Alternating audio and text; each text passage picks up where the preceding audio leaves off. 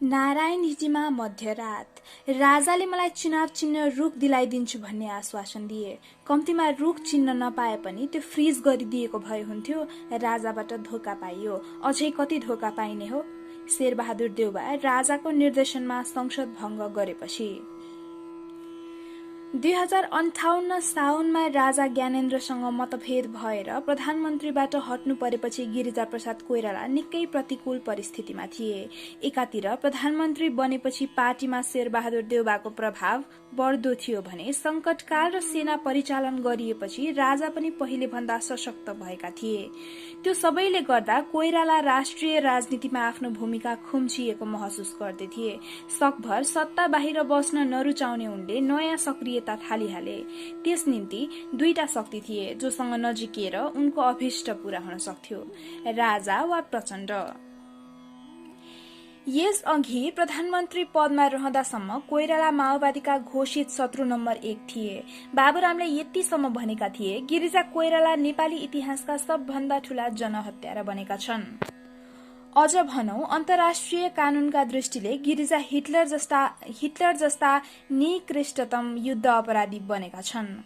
कोइरालाले पनि 2047 असारमा माले, मसाले र मण्डले एकै हुन् भनेका थिए। उनका निम्ति माओवादीहरू कम्युनिष्ट आतंककारी बाहेक केही थिएनन्। तर होलेरी प्रकरणमा सेना परिचालन गर्न नदिएर राजा ज्ञानेन्द्रले सरकार छाड्न बाध्य पारेपछि उनको सोचाइ विस्तारै फेरिँदै गयो। उनले प्रचण्डसँग वार्ताको ढोका खोल्ने अभिप्रायले माओवादी दूतहरूलाई भेट्न थाले। तापनि कोइरालाको पहिलो रोजाइ ज्ञानेन्द्र नै थिए, जोसँग विगतमा असमझदारी चर्के पनि देउबालाई पाखा लगाएर फेरि प्रधानमन्त्री बन्ने छोटो बाटो दरबारसँगै कुनै किसिमको सम्झौता गरेर मात्र सम्भव हुने देखे उनले। तर राजाको अभिमान कति चढेको थियो भने उनले वृद्ध नेता कोइरालालाई जानी जानी अपमानित गरे। 2058 सालको हिउँदमा यस्तो बेला पनि थियो जब राजनीतिक रूपमा एक्लिएका कोइराला राजाका प्रमुख सचिव पशुपति भक्त महर्जनको फोन दिनैभरि कुरेर बस्थे। राजनीतिक सचिवको भूमिकामा रहेका उनका सहयोगी पुरञ्जन आचार्यलाई सम्झना छ। दरबारबाट फोन नआएको झ्वाकमा उनले छोरी सुजता र अरूहरूलाई तिमीहरूले फोनको घण्टी सुनेनौ होला भन्दै गाली समेत गर्थे। त्यसपछि फोन रुग्ने जिम्मा दिइयो आचार्यलाई। तर बिहानदेखि बेलुकासम्म पर्खँदा पनि दरबारको घण्टी बजेन। महर्जनले राजासँग कुरा गरेर फोन गर्छु भन्ने, तर गर्दै नगर्ने शाही व्यवहार आफूलाई अपमानित गर्नलाई हो भन्ने कोइरालाले नबुझ्ने कुरै थिएन। यस अघि होलेरी प्रकरणमा पनि राजाले प्रधानमन्त्रीबाट हट्न बाध्य बनाएको पीडा छँदै थियो। एक साँझ धैर्यको सीमा नाघेपछि उनले आफू बस्ने भतिजा शशाङ्कको घरमा सहयोगीहरूमाझ घोषणा गरे, यी राजाले साह्रै न्यु खोजे, अब म प्रचण्डसँगै कुरा गरेर देखाइदिन्छु। माओवादीसँग वार्ता गर्ने कि नगर्ने कोइराला पहिले दुविधामै थिए। तर राजाले पुरापुर व्यवस्था गरेपछि तिनलाई स्वाद चखाउन, मुलुकको द्वन्द्व समाप्त पार्न र पुनः सत्तामा पुग्न उनले प्रचण्डसँग वार्ता गर्ने मनस्थिति बनाए। सैनिक कारबाहीबाट जनयुद्ध साम्य हुने, माओवादी विरुद्ध लगाइएको संकटकाल अन्ततः राजनीतिक दलहरूतर्फै सोझिने र त्यसबाट राजाको शक्ति मात्र बढ्ने निष्कर्षमा पनि उनी पुगिसकेका थिए। कोइराला जस्ता अन्तर्राष्ट्रिय छवि र विश्वसनीयता भएका मूलधारका मूल नेतासँग सहकार्य गर्न पाउँदा माओवादी त खुशी हुने नै भए। उनीहरूले त्यसअघि एमाले लगायतका वामपन्थी दलहरूसँग गर्न खोजेको सहकार्य, सम्झनु सिलिगुडी लखनऊका भेटहरू काम नलागेपछि विरोधी धारको कांग्रेस र त्यसका शीर्षस्थ नेता कोइरालासँग नजिकिन भरमग्दुर कोशिश गरेका थिए। सम्पर्क सूत्रहरू। प्रचण्ड कोइराला सम्पर्कका सुरुवाती माध्यम थिए वामपन्थी लेखक गोविन्द न्यौपाने। तत्कालीन नेकपा मालेका संस्थापक केन्द्रीय सदस्य न्यौपाने 2038 सालमा पार्टी परित्याग गरेर अन्तर्राष्ट्रिय गैर सरकारी संस्था प्लान इन्टरनेशनलमा काम गर्न थालेका थिए, जहाँ उनका सहकर्मी थिए विराटनगरका पुरञ्जन आचार्य, जो समय क्रममा प्रधानमन्त्री गिरिजाप्रसाद कोइरालाका राजनीतिक सचिव बन्न पुगे। प्लानको जागिर छाडेपछि माओवादी नजिक पुगेका न्यौपाने पार्टीको कुनै पदमा सक्रिय देखिएनन्, तर सक्दो सहयोग गरिरहे। उनले 2056 सालमै जातीय पहिचानमा आधारित संघीयता र संविधान सभाको औचित्य पुष्टि गर्दै पुस्तक लेखेका थिए, जुन नीति पछि माओवादीले अंगाले। प्लानको काम छाडेर छुट्टा छुट्टै राजनीतिक धारमा रहे पनि न्यौपाने र आचार्य बीच भेटघाट भइरहन्थ्यो। प्रधानमन्त्री कोइरालाका राजनीतिक सल्लाहकार रहिसकेका कृष्ण खनालसँग पनि न्यौपानेको 2044-45 सालदेखि नै चिन्जान थियो। उनीहरू 3 जना सँगै बसेर पनि राजनीतिक छलफल गरिरहन्थे, जसमा पछि कांग्रेस नेता नरहरि आचार्य पनि सामेल भए।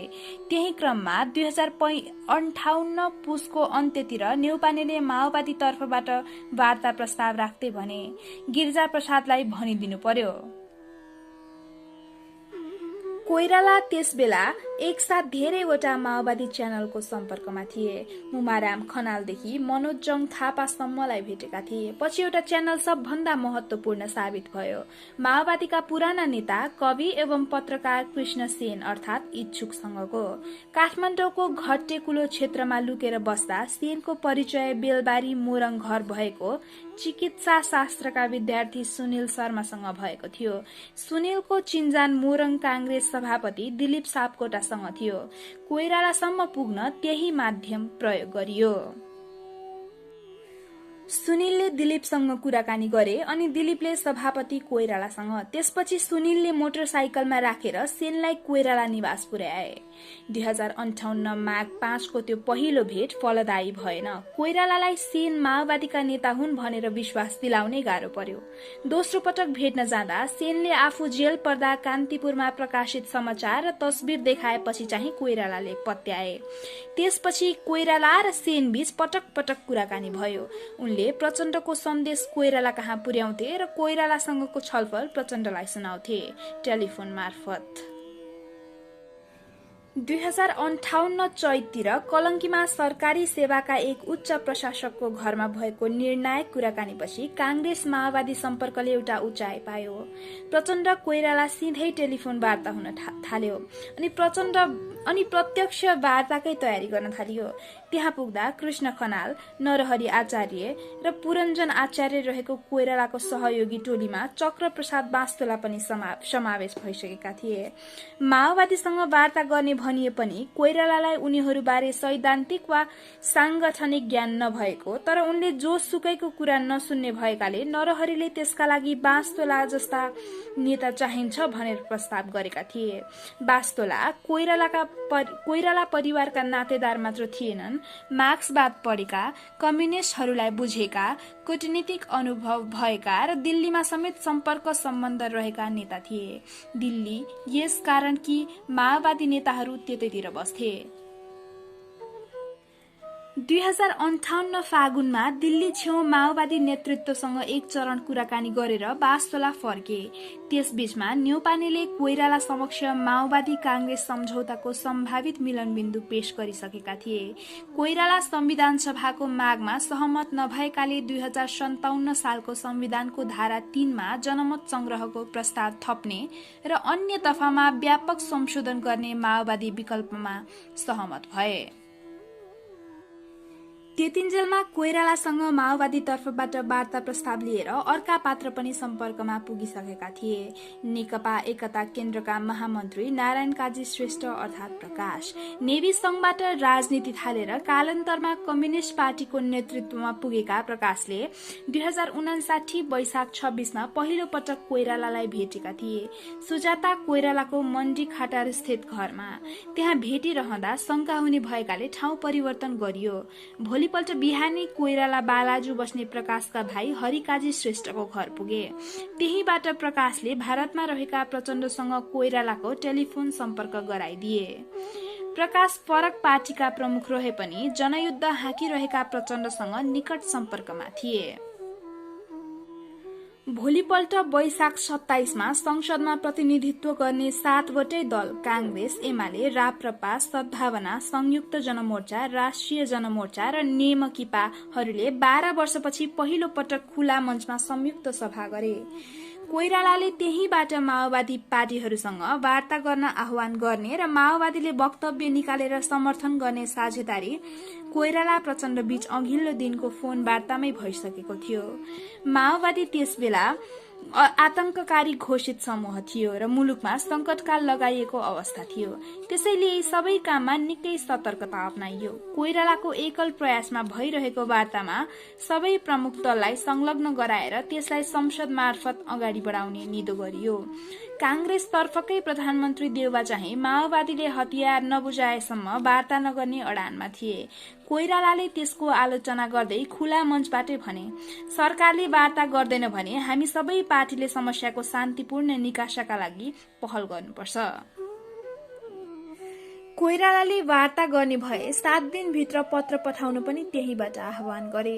प्रचण्डले 4 दिनमै वैशाख 31मा सबै दललाई एउटै आशयको पत्र पठाएर वार्ताका निम्ति उनीहरूले गरिरहेको पहललाई अत्यन्त सकारात्मक अर्थमा ग्रहण गरेको बताए। चिठीमा लेखिएको थियो, सिङ्गो देशबाट राजनीतिक निकासको पक्षमा देखा पर्नु हामी सबैका लागि हर्ष र गौरवको विषय हो। यो जनमतका आधारमा ठोस कदम चाल्ने समय अब आइपुगेको छ। त्यो पत्रचारले कोइराला प्रचण्ड प्रत्यक्ष भेटघाटको वातावरण बनाउँदै लग्यो। दिल्ली भेट। माओवादीसँग वार्ताको वातावरण बन्दै गएपछि कांग्रेस सभापति कोइराला 2059 जेठ तेस्रो साता चीन भ्रमणमा गए। उनको त्यो भ्रमण माओवादीसँगको वार्ता प्रक्रियासँग जोडिएको थियो थिएन त्यो त प्रश्न थिएन, तर उनीहरू चाहिँ बेइजिङ गएर दिल्ली र दरबार दुवैतिर दबाव बढाउने दाउपेचमा थिए। राष्ट्रिय रूपमा एक्लिएका बेला कोइरालाले अन्तर्राष्ट्रिय आड बढाउन चाहेका थिए। संयोगवश उनी बेइजिङमै छँदा दिल्लीबाट फोन आयो प्रचण्डसँग भेट्नलाई, अनि कोइराला काठमाडौँ फर्केनन्। बेइजिङबाट साङ्घाई र हङकङ हुँदै सोझै हानिए भारतीय राजधानीतर्फ, निजी भ्रमण भन्दै। चक्रप्रसाद बास्तोला कोइरालासँगै थिए। उनले साङ्घाईबाट दिल्ली स्थित नेपाली राजदूत भेषबहादुर थापालाई फोन गरे, हामी भोलि आउँदैछौ, एयरपोर्टमा मोटर पठाइदिनु है। सत्तारूढ पार्टीका सभापति एवं पूर्व प्रधानमन्त्रीका निम्ति नेपाली दूतावासले मोटर नपठाउने कुरै थिएन। थापाले पठाइदिए अनि मात्र गाई गुई सुने। कोइराला प्रचण्डलाई भेट्न आएका हुन्। बास्तोलाले कोइराला प्रचण्ड भेटका निम्ति उस बेला टेलिग्राफ दैनिकको दिल्ली सम्पादक रहेका आफ्ना मित्र भारत भूषणको घर रोजेका थिए। तर छेवैमा नेपाली दूतावासका इकोनोमिक काउन्सिलर गोविन्द रेग्मी बस्ने भएकाले त्यो ठाउँ फेरे। इन्डिया इन्टरनेशनल सेन्टरमा भेट्ने कि भन्ने पनि सोचियो। अन्त्यमा दक्षिण दिल्लीको मोतीबागमा कोइराला र प्रचण्ड बीच पहिलो भेट भयो।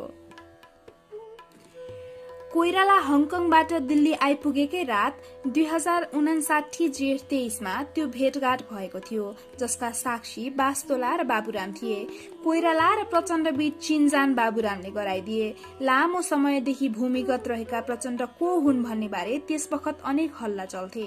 टाइम्स अफ इन्डियाले त प्रचण्ड भनेर पद्यरत्न तुलाधरको तस्बिर समेत छापेको थियो। कोइराला चाहिँ पूर्व परिचित बाबुराममा भर परे। उनले जसलाई चिनाइदिए तिनैलाई प्रचण्ड ठानेर कुरा गर्न थाले। काठमाडौँमा माओवादीले राजा ज्ञानेन्द्रलाई भेटेको चर्चा थियो। भूमिका नबाधी कुरा गर्ने स्वभावका कोइरालाले सिधै सोधिहाले, तपाईहरूले राजालाई त भेट्नु भएछ। आफ्ना प्रतिनिधिले भेटेको प्रचण्डले स्वीकारे। के भने त राजाले? कोइरालाले फेरि सोधे। तिमी र हामी मिलेर राज्य सञ्चालन गरौं। संसदवादी दलका नेताहरू सबैलाई म जेलमा राखिदिन्छु भन्ने प्रस्ताव आएको थियो। तपाईहरूले के भन्नुभयो त? हामीले मानेनौ। प्रचण्डले मानेनौ भनेको कुरालाई आफूले प्रश्नवाचकमा राखेको कोइरालाले आत्मकथामा उल्लेख गरेका छन्। राजाले किनारा लगाएको प्रतिकूल परिस्थितिमा माओवादीसँग नजिकिए पनि दरबारसँग प्रचण्डको साँठगाँठ हुन सक्ने पूर्व शंकाबाट कोइराला मुक्त भइसकेका थिएनन्। युवा अवस्थामा जासुसी उपन्यास पढ्न रुचाउने कोइराला राजनीतिक षड्यन्त्रका कथाहरूमा निकै रुचि राख्थे। प्रचण्डले चाहिँ दिल्लीमा कोइरालालाई भेट्ने बित्तिकै भनेका थिए, तपाईहरू गणतन्त्रमा आउनुहोस्, हामी बहुदलमा जान्छौं। तर कोइरालाले गणतन्त्रप्रति समर्थन जनाएनन्। 2047 सालको संविधान संशोधनको प्रस्ताव राखे।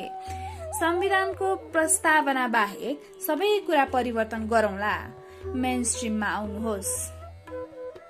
दिल्लीबाट फर्के लगत्तै कोइरालासँग मैले अन्तर्वार्ता लिएको थिएँ। त्यस क्रममा उनले बताए अनुसार लामो छलफलपछि प्रचण्ड बाबुराम संविधान सभाको माग छाडेर 2047 सालको संविधान संशोधन गरेर मूलधारमा आउन समेत तयार भएका थिए, किनभने उनीहरू पनि अप्ठ्यारोमा परेका थिए। कोइरालाले भने, तर संविधानमा के संशोधन गर्ने भन्ने बारे अध्ययन गर्न र पार्टीबाट निर्णय गराउन 15 दिनको समय चाहिन्छ, त्यसपछि हामी जवाफ दिन्छौं भने। त्यही सहमति गरेर म काठमाडौँ फर्केको हुँ। माओवादीले संविधान सभाको मुख्य माग छाड्ने, 2047 सालको संविधान संशोधनमै चित्त बुझाउने र राजतन्त्र स्वीकार्ने जस्तो लचिलो कुरा गरे पनि सम्भवतः त्यो कूटनीतिक चालबाजी मात्र थियो।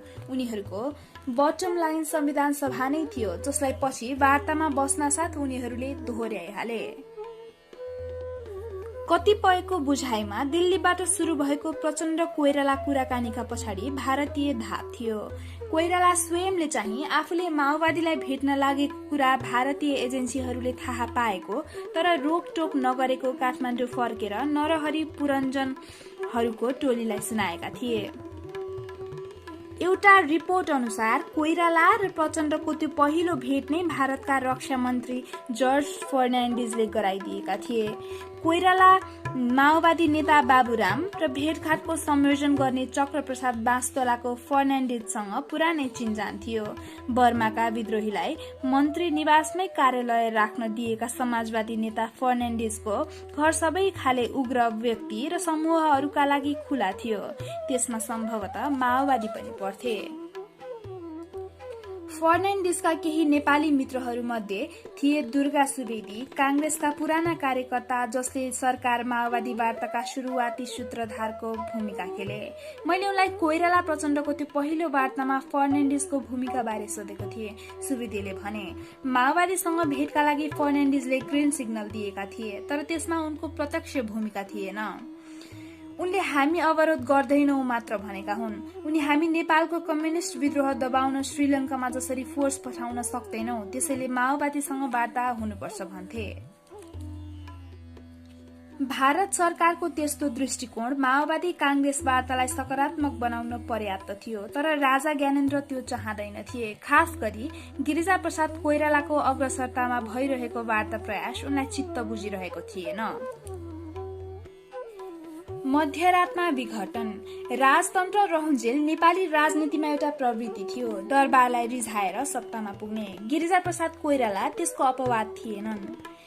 2056 सालमा राजा वीरेन्द्रसँग साँठगाँठ गरेरै उनले आफ्ना पार्टीका प्रधानमन्त्री कृष्ण प्रसाद भट्टराईलाई पदत्याग गर्न बाध्य तुल्याएका थिए। प्रधानमन्त्री शेरबहादुर देउवालाई हटाउन कोइरालाले त्यही शैली दोहोर्याउन चाहे। त्यसका निम्ति जति मन नपराए पनि राजा ज्ञानेन्द्रसँगै पुनः विश्वासको सम्बन्ध गाँच्न खोजे। कोइराला त्यहाँनेर चुके। ज्ञानेन्द्र आफै मुलुकको कार्यकारी बन्ने महत्वाकांक्षा साथ अगाडि बढिसकेको भेउ उनले पाएनन्। दिल्लीबाट फर्कन साथ उनले प्रचण्डसँगको कुराकानी राजालाई सुनाए। सबै सुनेपछि ज्ञानेन्द्रले सोधे, मेरो रोल के हुन्छ? राजाको दोस्रो भनाइ थियो, माओवादीको बटम लाइन के हो त्यो पत्ता लगाउनुहोस्, अनि फेरि कुरा गरौंला। दरबारबाट निस्केपछि कोइरालालाई कता कता चसक्क भएछ। राजासँग त कुरा गरे, कतै माओवादीले धोका दिने त होइनन् भने जस्तो लागेको थियो, तर मैले धोका माओवादीबाट होइन राजाबाट पाएँ, कोइरालाले मलाई दिएको अन्तर्वार्तामा भने। राजा ज्ञानेन्द्रले माओवादीको बटम लाइन पत्ता लगाएर आउनुहोस् भने पनि वास्तवमा त्यो आफैले थाहा पाइसकेका थिए। प्रचण्डले संविधान सभाको माग छाड्न र संवैधानिक राजतन्त्र मान्न सकिने कुरा गरेको कोइरालाले राजालाई सुनाएका थिए। माओवादीको त्यो बटम लाइन बुझिसकेपछि कोइरालालाई भूमिका दिन ज्ञानेन्द्र तयार भएनन्, आफै भूमिका खोज्नेतिर लागे। माओवादीलाई मूलधारमा ल्याउन सक्दा उनको सत्याकांक्षा समेत पूरा हुन्थ्यो, तर त्यसका निम्ति निर्वाचित संसद खाँडो थियो, जसलाई भंग गर्दा एकातिर 2047 सालको संविधान संशोधन गरेर माओवादीलाई मूलधारमा ल्याउने कोइरालाको अभियान दुर्घटनामा पर्थ्यो भने अर्कातिर संसदविहीन अवस्थामा सत्ता शक्ति स्वत दरबारमा थुप्रिन्थ्यो। त्यसैले संसद समाप्त पार्ने लक्ष्य साथ राजाले एउटा व्यूह रचना तयार पारे जसको निम्ति मोहरा बनाइयो प्रधानमन्त्री देउवालाई। जुन दिन कोइरालाले प्रचण्डसँग भएका सबै कुरा राजालाई सुनाएका थिए, उनको शान्ति प्रयास खासमा त्यसै दिन धरापमा परिसकेको थियो, किनभने राजाले दोहोरो खेल खेलिदिए। एकातिर कोइरालालाई माओवादीसँग कुराकानी अगाडि बढाउन भने, अर्कातिर देउबालाई कोइरालाले प्रधानमन्त्रीबाट हटाउन चाहेको खुलासा गरिदिए। आफूलाई जानकारी समेत नदिई पार्टी सभापतिले माओवादीसँग वार्ता गर्न दिल्ली दौड थालेकामा देउबा पहिलेदेखि सशंकित थिए। राजाबाट थप कुरा सुनेपछि उनी आक्रोशित भए। त्यसबेला अवस्था कस्तो थियो भने एकै पार्टीका कोइराला र देउबा एकअर्कालाई बिल्कुलै विश्वास गर्दैन थिए, तर राजालाई चाहिँ सबै कुरा बताउँथे। दुवैबाट पाएको निशुल्क सूचनाबाट राजाले चाहिँ रणनीति बनाइरहे, निर्वाचित संसद र कांग्रेसलाई समेत एम्बुसमा पार्ने। कोइरालाबाट खतरा महसुस गर्न साथ प्रधानमन्त्री देउबा झनझन दरबारतर्फ धकेलिए। कोइरालाले माओवादीलाई वार्तामा ल्याउन वृहत प्रजातान्त्रिक एकताको नारा दिँदै एमालेलाई समेत साथमा लिए जब 2047 सालको संविधान संशोधन गर्ने प्रयास थाले, देउबाले त्रिपक्षीय सम्झौतामा बनेको संविधान संशोधन गर्दा राजाको पनि सहमति चाहिन्छ भन्दै अवरोध खड़ा गरिदिए र माओवादीले हतियार समर्पण नगरेसम्म वार्ताको सम्भावना नरहेको बताए। 2059 वैशाख 10 मा कांग्रेस संसदीय दलको भेलामा सभापति कोइरालाले जब प्रधानमन्त्री देउबालाई माओवादीसँग वार्ताको ढोका खुला राख्न निर्देशन दिए, देउबाले केही घण्टामै माओवादी नेताहरूलाई पक्रन 10 लाखदेखि 50 लाख रुपियाँसम्म टाउकाको मूल्य तोकिदिए। कोइरालाको अभियानलाई शाही नेपाली सेना मार्फत पनि रोक्न खोजियो। जब कोइराला प्रचण्डलाई भेट्न दिल्ली गए, सेनाले वैशाख 21 मा विज्ञप्ति नै निकालेर कसैले पनि आतंककारीसँग सम्पर्क नगर्नु भन्दै चेतावनी दियो। अर्को एक प्रसंगमा जब कोइरालाले संकटकाल सरकारले होइन सेनाले लगाएको बताए, सेनापति प्रज्वल शमशेर राणाले प्रतिप्रश्न गरे। सेनाले संकटकाल चाहिन्छ भन्दैमा संकटकाल घोषणा भएको हो वा राष्ट्रिय सुरक्षामा गम्भीर संकट उत्पन्न भएर संकटकाल घोषणा भएको हो? मुलुकको यो स्थिति कुशासनले गर्दा सृजना भएको हो कि सेनाले ल्याएको हो? संसद विघटनको निम्ति कारण त्यही संकटकाललाई बनाइयो। माओवादीले सेनामाथि आक्रमण गरेपछि लगाइएको संकटकालको 6 महिने अवधि 2059 जेठ 11 मा सकिँदै थियो। माओवादी कुनै हालतमा संकटकाल नथपियोस् भन्ने पक्षमा थिए। संकटकालको बहानामा सेना र दरबारको दबदबा बढ्दै गएकाले कोइराला पनि त्यसलाई बढाउन इच्छुक थिएनन्। अमेरिका भ्रमणबाट फर्किने क्रममा त्रिभुवन विमानस्थलमा पत्रकारहरूसँग कुरा गर्दै प्रधानमन्त्री देउवाले पनि संकटकालको म्याद नथप्ने नै बताएका थिए।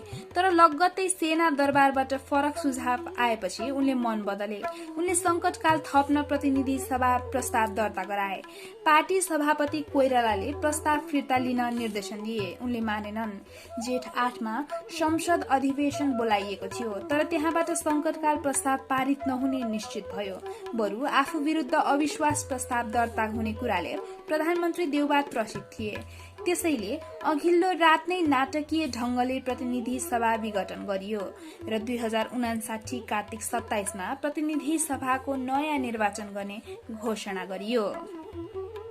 प्रधानमन्त्रीले विघटनको सिफारिस समेत नलगी सोझै राजाको राय मानेर संसदको मृत्युपत्रमा हस्ताक्षर गरिदिएका थिए। 2059 जेठ 7 को राति दरबारमा जे भयो त्यसलाई प्रत्यक्ष देखेका राजाका तत्कालीन सैनिक सचिव विवेक कुमार शाहले लेखेका छन्। प्रधानमन्त्री देउबाले राति नै दरबारमा आफ्नो कार्यालयको लेटर प्याड र स्ट्याम्प मगाउनु भयो। लेटर प्याड आएपछि सचिव बैठकमै प्रमुख सचिव पशुपति भक्त महर्जनले प्रधानमन्त्रीको भाकामा प्रतिनिधि सभा विघटन र चुनावको मिति तोकिएको सिफारिस पत्रको बेहोरा लेखी टाइप गराउनु भयो। महाराज धिराजलाई सिफारिस गरिएको उक्त पत्रमा प्रधानमन्त्री देउबाले सरकारकै सामुन्ने हस्ताक्षर गर्नुभयो। हस्ताक्षर भए लगत्तै महाराज धिराजबाट प्रधानमन्त्रीको सिफारिस बमोजिम प्रतिनिधि सभा भंग गरी बक्सी मध्यावधि निर्वाचनको मिति घोषणा गरी बक्स्यो। संसद विघटन गराउने, त्यसपछि चुनाव हुन नदिई राजनीतिक संकट उत्पन्न गराएर सत्ता हत्याउने दाउमा दरबारियाहरू राजा वीरेन्द्रकै पालादेखि सक्रिय थिए। त्यो रेडिमेड रोडम्याप देउबाका पालामा लागू भयो। उनले कोइरालालाई देखाइदिने अवसर त्यसैलाई ठाने। र प्रतिनिधि सभा विघटन गर्ने राजाको निर्देशन सरासर माने। राजा र सेनादेखि अमेरिकासम्मको साथ पाइरहेको अवस्थामा मध्यावधि निर्वाचनमा जाँदा पार्टी र सरकार दुवैमा वर्चस्व जमाउन सकिने देउबाले ठानेका थिए। प्रधानमन्त्री देउबाले मध्यरात जसरी नाटकीय ढंगले संसद विघटन गरे त्यसबारे उनैका मन्त्रीहरू समेत बेखबर थिए।